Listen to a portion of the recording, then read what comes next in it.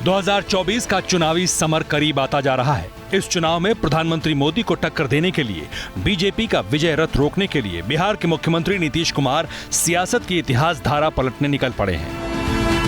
देश के चुनावी इतिहास में 1977 के बाद भले ही ग्रैंड अलायंस कभी नहीं रहा, लेकिन नीतीश बिहार की भूमि को एक बार फिर संपूर्ण क्रांति की जमीन बनाने के लिए बीजेपी के खिलाफ खड़ी हर पार्टी से हाथ मिला रहे हैं और मोदी विरोध के लिए वो पीएम मोदी का ही सबका साथ सबका विकास वाला मंत्र आजमा रहे हैं।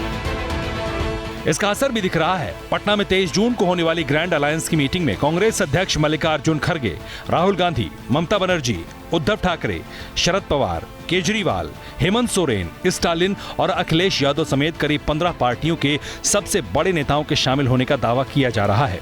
बिहार में नीतीश के साथ मिलकर सत्ता चला रही आरजेडी इससे बेहद खुश दिखाई दे रही है। लगभग 15 पार्टियां हैं और कांग्रेस पार्टी के सभी पार्टी के ऐसा कोई नहीं है कि कोई रिप्रेजेंटेटिव आ रहा है। जो आ रहा है लीडर आ रहा है। राहुल गांधी भी आ रहे हैं क्या सर?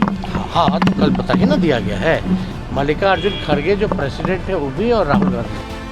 नीतीश के ग्रैंड अलायंस वाले सपने के लिए ये वाकई बड़ी कामयाबी है, क्योंकि पटना में होने वाली ग्रैंड अलायंस की बैठक में सीपीएम के महासचिव सीताराम येचुरी, सीपीआई महासचिव डी राजा और लेफ्ट के बड़े लीडर दीपांकर भट्टाचार्य भी शामिल होंगे। इसलिए कांग्रेस भी इस बैठक को लेकर खासी उत्साहित है और इसे बीजेपी की विचारधारा के खिलाफ बड़ी कामयाबी के तौर पर पेश करने की कोशिश कर रही है। जो 23 तारीख को बैठक हो रही है, इसमें सारे नेता इसलिए आ रहे हैं कि एक संदेश चला जाए जनता को विश्वास का कि हम सब एक हैं और ये कोई किसी स्तर पे नहीं बल्कि ये सर्वोच्च स्तर पे हो रही। ये लड़ाई एनडीए बनाम यूपीए की है।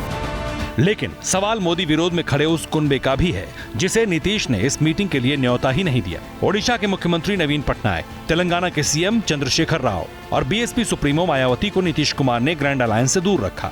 इसलिए बिहार में विपक्ष में बैठी बीजेपी नीतीश का मजाक उड़ा रही है, नीतीश को जीरो पर आउट होने वाला लीडर बता रही है। नीतीश जी ने स्वयं दरभंगा की सभा में कहा कि मैं देश का प्रधानमंत्री नीतीश कुमार। अब बचता क्या है भाई, मेमोरी लॉस हो चुका। लेकिन एक चीज बड़ा स्पष्ट समझ लीजिए, जिस गठबंधन को बैठने में 3 बार तारीख बदलनी हो तो ये लोग तो 6-6 महीनों में प्राइम मिनिस्टर बदल देंगे। तो देश को बदलाव नहीं चाहिए, देश को मोदी चाहिए। बीजेपी का ये चैलेंज सिर्फ सियासी मखौल नहीं।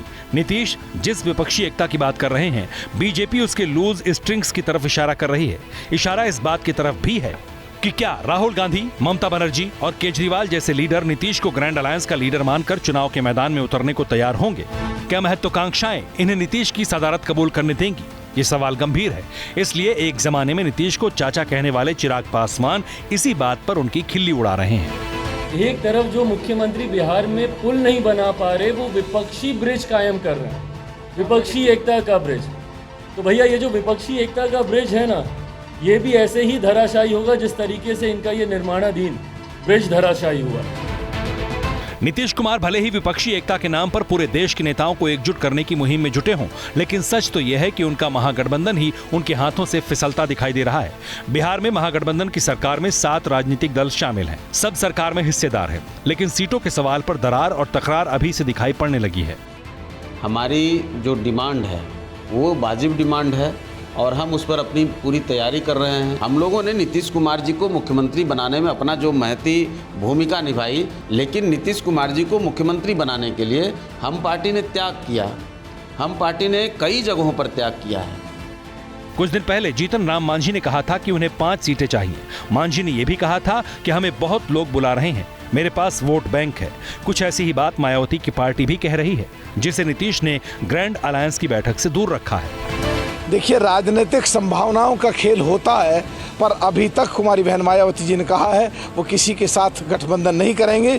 13% हमारा वोट है, जिधर को भी चला गया एकदम रिजल्ट चौंकाने वाले और अचंभित करने वाले रहेंगे। तैयारियां सिर्फ मोदी विरोधी खेमे में नहीं हो रही, बीजेपी भी अपनी वॉर मशीन को नई धार दे रही है। कर्नाटक विधानसभा चुनाव में झटका खाने के बाद बीजेपी अब एनडीए से अलग हो चुके अपने पुराने साथियों की घर वापसी कराने की तैयारी में है। इसके लिए बीजेपी, टीडीपी, अकाली दल और ओम प्रकाश राजभर जैसे लीडर्स और पार्टीज को जोड़ने की कोशिश कर रही है। जिनका पैन इंडिया प्रेजेंस भले ही ना हो, लेकिन ये अपने प्रभाव वाले इलाके में बड़ा उलटफेर कर सकते हैं। इसके साथ ही बीजेपी ग्रैंड अलायंस को अवसरवादी साबित करने की कोशिश भी कर रही है। अगर ये मुहिम कामयाब रही तो मोदी विरोधी खेमे के लिए बड़ी चोट साबित हो सकती है।